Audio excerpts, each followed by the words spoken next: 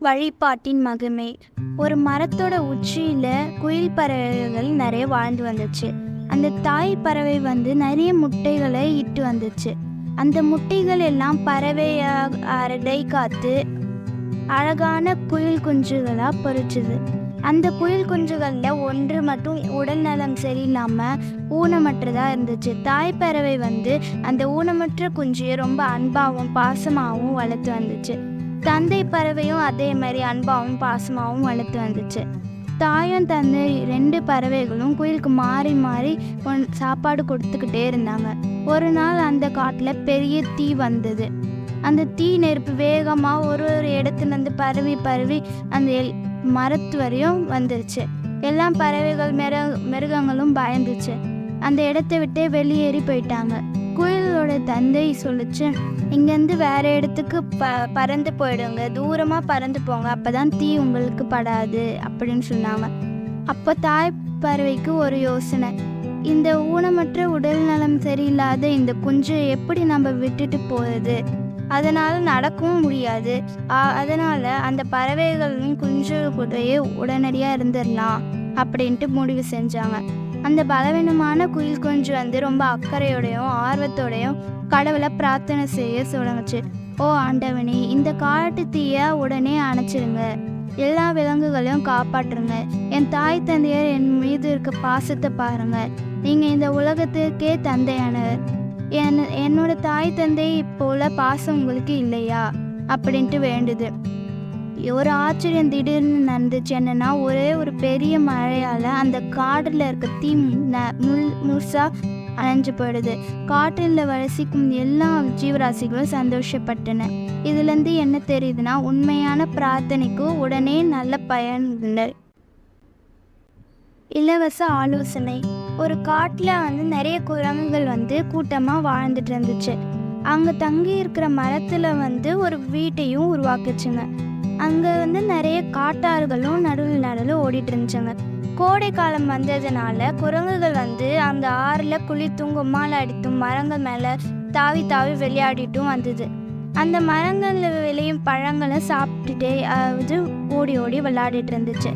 அதுக்கப்புறமா தங்களுடைய எதிரிகள் இருந்து பாதுகாக்கவும் ஒன்று நல்லா வளர்த்துக்கவும் அது கூட்டமாகவும் ஒற்றுமையாகவும் வளர்ந்து வந்துச்சு. அதுக்கப்புறமா இலையுதிர் காலம் வந்துச்சு. மரத்தில் உள்ள பழங்கள்லாம் நிலத்தில் விழுந்த போது அதை சாப்பிட்டு குரங்குகள் ஆர்வத்தோடு சாப்பிட்டு விளையாடிட்டு இருந்துச்சு. ஒரு நாள் விளையாட்டுத்தனமும் ஒரு குரங்கு ஆழ்ந்த கருஞ்சிவ பிளம்ஸ் பழங்களை பார்த்துச்சு. அது தீ பற்றி எரியும் ஒரு துண்டுகள் அப்படின்ட்டு தவறாக எண்ணிடுச்சு. அந்த கருஞ்சிவப்பு பழங்களை முடிந்தாலும் நல்லா சேகரிச்சது. மற்ற குரங்குகளும் அதை பார்த்து நம்ம இதே மாதிரி சேகரிக்கலாம், இது நெருப்பு துண்டுகள் அப்படின்னு நினச்சிதுங்க. அவங்க செய்யறது எல்லாத்தையும் அங்கேருந்து ஒரு பறவை பார்த்துட்டு வருது. அப்புறம் அந்த குரங்கு தலைவர்கிட்ட கேட்குது, ஏன் நீங்கள் இந்த பழங்கள்லாம் பெருக்கிறீங்க அப்படின்ட்டு கேட்கும்போது அந்த குரங்கு தலைவர் சொல்லுது, இதெல்லாம் நெருப்பு குச்சிகள், நாங்கள் இதை சேகரித்து குளிர்காலத்தில் நாங்கள் குளிர் காய போகிறோம் அப்படின்ட்டு சொல்லுச்சு. அதுக்கு பறவை சொல்லிச்சு, நீங்கள் பெரிச்சது கருஞ்சிவப்பு நேரத்தில் இருக்க ப்ளம்ஸ் பழங்கள், நீங்கள் இது தவறாக நினச்சிட்ருக்கீங்க, இது குளிர்காலத்தில் அழுகி போயிடும் அப்படின்ட்டு சொல்லிச்சு. நீ எனக்கு ஆலோசனை சொல்ல தேவையில்ல, நீ எனக்கு தப்பாக சொல்கிற அப்படின்ட்டு நினச்சி கிளியை அங்கேருந்து விரட்டி விட்டுருச்சு. அப்புறம் குளிர்காலமும் வந்துடுச்சு. காற்று நல்லா அடிக்கும் போது அவங்க குச்சிகள் இருக்கிற இடத்துக்கு போனாங்க. ஆனால் அது எல்லாமே அழுகி சொத்தையாக இருந்துச்சு. இது பார்த்த உடனே குரங்குகள் கிளி சொன்னதுதான் சரி அப்படின்ட்டு உணர்ந்துச்சு. இலவச ஆலோசனை எப்போதாவது மதிப்பிடப்படுகிறது. அலாவுதீன் அற்புத விளக்கு. வெகு காலத்திற்கு முன்பு பெர்ஷியா என்ற நகரில் அலாவுதீன் என்ற வாலிபர் வசித்து வந்தார். அவர் மிகவும் இரக்க குணமும் கடவுள் நம்பிக்கையும் நல்ல பொது காரியங்களை ஈடுபாடு உடையவராகவும் இருந்து வந்தார். தனக்கு பழக்கப்பட்டவர்களாக இருந்தாலும் புதியவர்களாக இருந்தாலும் அவர்களுக்கு உதவி செய்வதை வழக்கமாக கொண்டிருந்தார். அவர் வசித்து வந்த நகரின் தொலைவில் உள்ள பாலைவனத்தில் அழிவடைந்த குகையில் ஒரு அழகிய விளக்கு புதைக்கப்பட்டிருந்தது.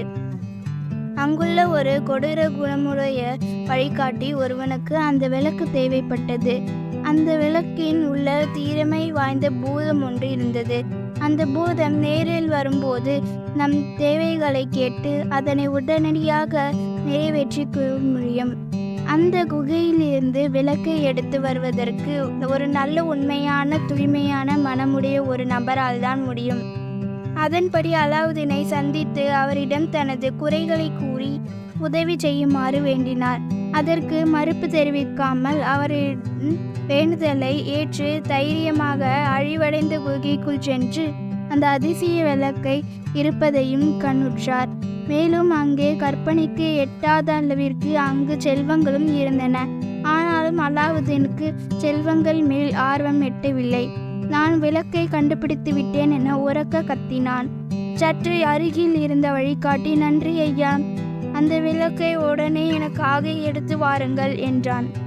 அலாவுதீனும் கையில் நீட்டி வழிகாட்டிக்காக அந்த விளக்கை தொட்டு தூக்கி எடுத்து மாத்திரத்தில் பேராசை கொண்ட வழிகாட்டி அந்த விளக்கை பறித்து கொண்டு அலாவுதீனை உள்ளேயே துன்பப்படும்படி விட்டுவிட்டு வெளியே ஓடிவிட்டான். அலாவுதீன் தனக்கு வந்த கஷ்டத்தை நினைத்து, கடவுளே, நான் இப்போது என்ன செய்வது?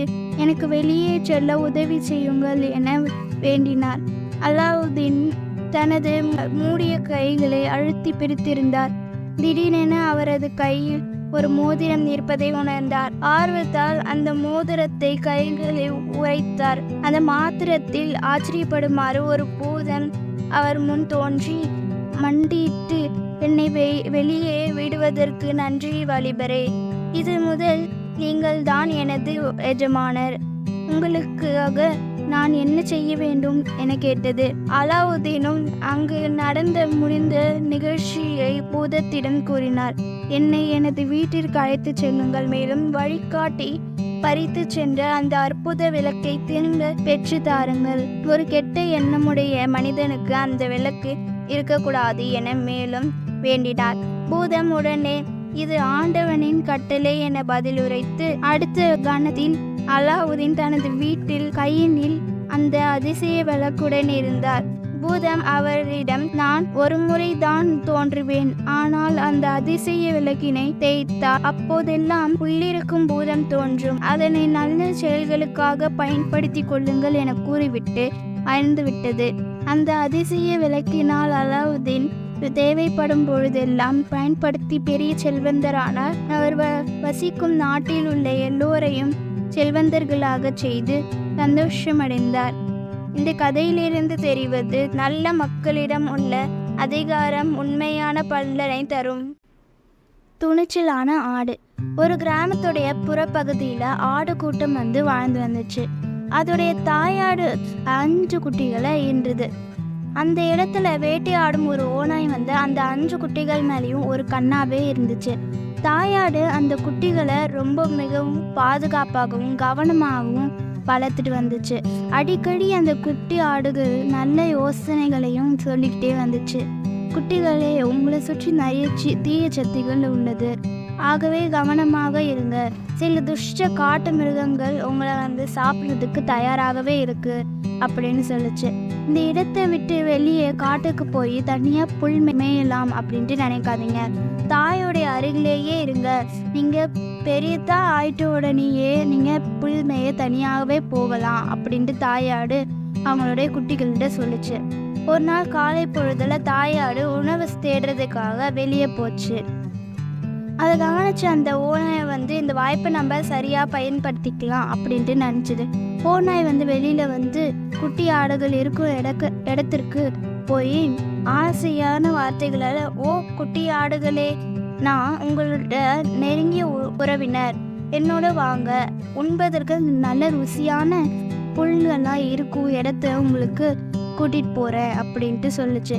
இதனை கேட்ட குட்டி ஆடு ஒன்று சொல்லுச்சு, நீங்கள் எப்படி எங்களுடைய உறவினர் அப்படின்ட்டு சொல்கிறீங்க?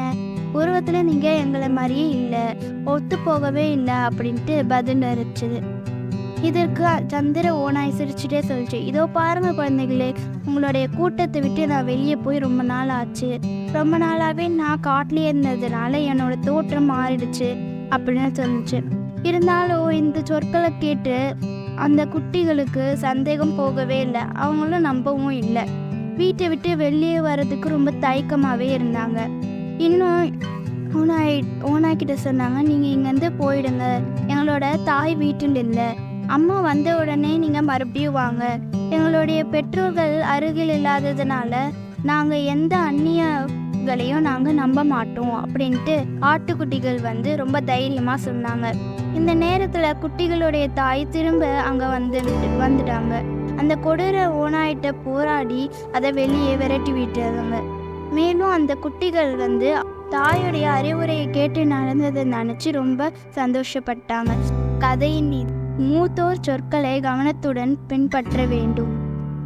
விவேகமான முயல்கள். ஒரு காட்டில் யானைகள் சாப்பாடுக்காகவும் தண்ணீருக்காகவும் காடை சுற்றி வரதை வழக்கமாகவே கொண்டுட்டு இருந்தாங்க.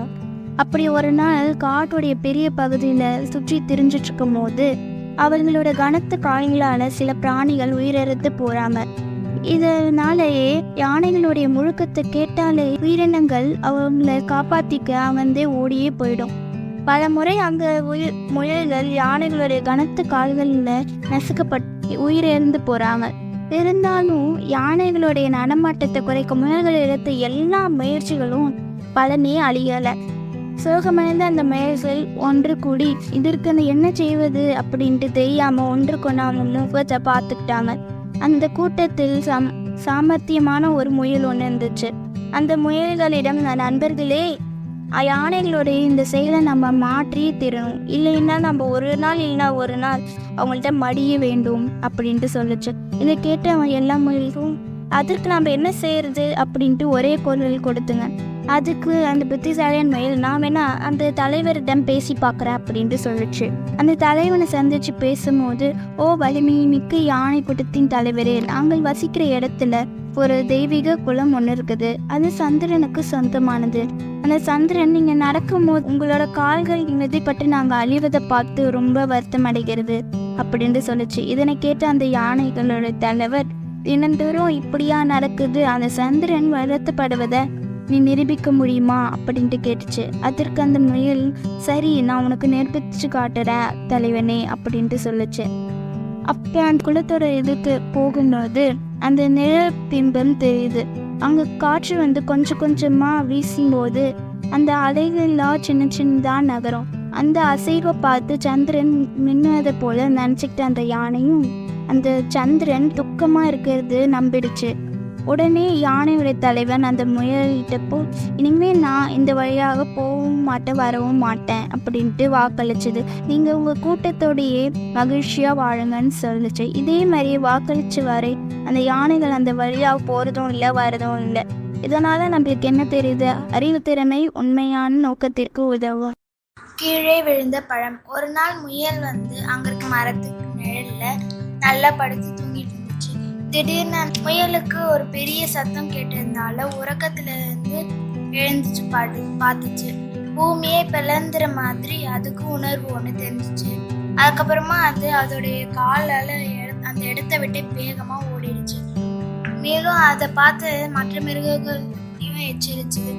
அன்பார்ந்த சகோதர சகோதரிகளே, இந்த இடத்த விட்டு உடனே ஓடி போயிடுங்க, பூமி வந்து பிளவுபட்டு இருக்கு அப்படின்ட்டு சொல்லுச்சு. அப்படின்ட்டு பயத்தோடு வேற சொல்லிடுச்சு. அந்த முயலோட செய்கையை பார்த்து மற்ற காட்டில் இருக்க விலங்குகளும் பீதி ஆயிடுச்சு. எல்லா விலங்குகளும் ஓட ஆரம்பிச்சிடுச்சு. அப்போ வந்து ஒரே ஒரு சிங்கத்தோட கர்ஜனை கேட்ட விலங்குகள் வந்து அப்படியே தயங்கி நின்றுட்டாங்க. இல்லைங்க முட்டாள்களே, எங்க இப்படி ஓடுறீங்க, காரணம் என்ன அப்படின்னு சிங்கம் கேட்டது. அந்த விலங்குகள் வந்து பதில் சொல்ல தெரியாம ஒன்றுக்கு ஒன்று பார்த்துட்டு இருந்துச்சு.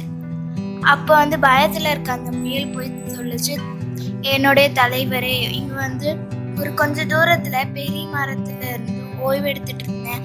அப்போ வந்து ஒரு பெரிய சத்தம் கேட்டுச்சு. அதனால இந்த இடமே பிளந்துடும் போல அப்படி கேட்டுச்சு அப்படின்னு சொல்லுச்சு. அந்த கேட்ட சிங்கம் வந்து சிரிச்சுக்கிட்டே சொல்லிச்சு, சரி நண்பரே, அந்த இடத்துக்கு என்ன கூட்டிட்டு போ அப்படின்னு சொல்லுச்சு. முயல் வந்து முன்னாடி போக மற்ற எல்லா விலங்குகளும் சிங்கமும் பின்னாடி அந்த மரத்துக்கு போனாங்க. அங்க வந்து நிறைய பழங்கள்லாம் மரத்தடியில விழுந்துட்டு இருந்ததை பார்த்தாங்க. அப்பதான் எல்லா விலங்குகளுக்கும் புரியுது இந்த முயலுடைய நினைவு என்ன அப்படின்றது. மரத்துல இருந்து கீழே விழுங்கள் பழங்கள் வந்து காற்றால விழுந்திருக்கு. அது வேகமா விழுந்ததுனால ஒரு சத்தம் கேட்டிருக்கு, அதை தான் பூமி பிழையிற மாதிரி உங்களுக்கு கேட்டிருக்கு அப்படின்னு தெரிஞ்சுக்கிட்டு சிங்கம் தெரிச்சுக்கிட்டே சொல்லுச்சு, நீங்கள் இந்த முட்டாள்தனமான வேடிக்கையான முயல் பார்த்து தான் பயந்தீங்களா அப்படின்ட்டு சொல்லிட்டு போயிடுச்சு. அப்புறம் மற்ற விலங்குகள்லாம் முயலுடைய செய்கையை பார்த்து கண்மூடித்தனமாக நம்பிட்டுமே அப்படின்ட்டு வெட்கப்பட்டு நின்றுச்சு. கதையின் நீதி காரணம் இல்லாமலும் சரியாக அறியாமலும் யாரையும் பின்பற்றக்கூடாது. தந்திர நரி. ஒரு காட்டுடைய நடைபாதையில ஒரு யானை வந்து பொணமாக படுத்திருப்பதை நரி பார்த்துச்சு. அதோடைய ரொம்ப நாள் கனவே வந்து யானையோட மாமிசத்தை சுவைச்சு பார்க்கணும் அப்படின்றது தான். அது அன்னைக்கே இதை நிறைவேற்றிக்கலாம் அப்படின்னு நினச்சிது. நல்ல பசியோட அந்த யானையுடைய மாமிசத்தை சாப்பிடணும்னு நரி ரொம்ப ஆவலோடு இருந்துச்சு. அந்த வழியில் வந்து ஒரு சிங்கம் போகிறத பார்த்துச்சு. நரியால் வந்து இந்த யானையை வந்து கடிச்சு சாப்பிட முடியாதுன்றதுனால அந்த சிங்கத்துக்கிட்ட போய் இந்த மாதிரி நம்ம ஆலோசனை கேட்கலாம் அப்படின்ட்டு கேட்டுச்சு. அப்போ வந்து சிங்கம் வந்து என்னால் இது பண்ண முடியாது நரியாரே, என்னால் இதை சுவைச்சு பார்க்க முடியாது, நான் எந்த ஒரு இறந்து போன பிராணிகளையும் நான் சாப்பிட்றதில்ல, மிஞ்சி இருக்கிறதையும் சாப்பிட மாட்டேன் அப்படின்ட்டு சொல்லி அந்த இடத்த விட்டு கிளம்பி போயிடுச்சு. அப்போ இதை கேட்டு அந்த நரிக்கு வந்து ரொம்ப யோசிச்சு பார்த்து அந்த வழியாக வேறு ஏதாவது பெரிய விலங்கு வருதா அப்படின்ட்டு பார்த்துட்டு இருந்துச்சு. கொஞ்ச நேரம் கழித்து அந்த வழியாகவே புலி போகிறத பார்த்துது. நரி வந்து ஒரு திட்டம் திட்டுச்சு. யானையோடைய மாமிசத்தை வந்து சுவைக்கணும் அப்படின்ட்டு ஆளாக இருந்ததுனால அதுக்கு வந்து ஒரு நரி திட்டத்தை திட்டுச்சு. அந்த புலியை ஓடி போய், ஓ வலிமையான புலியாரே, நான் இங்கே ஒரு படுத்துட்டு இருக்க யானையை பார்த்தேன், அதை நீங்கள் கொண்டு எனக்கு தர முடியுமா, நான் சாப்பிடுவேன் அப்படின்ட்டு கேட்கும்போது அப்படின்ட்டு புலியும் வந்து அது இறந்து போனது அப்படின்னு தெரியாமல் அது பாஞ்சு போய் சாப்பிட நினச்சிது. சாப்பிடும் போது நரி வந்து என்ன சொல்லிச்சு, சிங்கம் சிங்கம் அப்படின்னு கத்தினோடனே அது புலியும் வந்து பயந்து ஓடிடுச்சு. அப்புறம் நரி அதை சாப்பிடுச்சு. இந்த தந்திரமான திட்டத்தில் நம்மளுக்கு என்ன தெரியுதுன்னா, மனம் இருந்தால் மார்க்கம் உண்டு. இந்த வீடியோ உங்களுக்கு பிடிச்சிருந்தா லைக் பண்ணுங்க, ஷேர் பண்ணுங்க, சப்ஸ்கிரைப் பண்ணுங்க. தேங்க்யூ.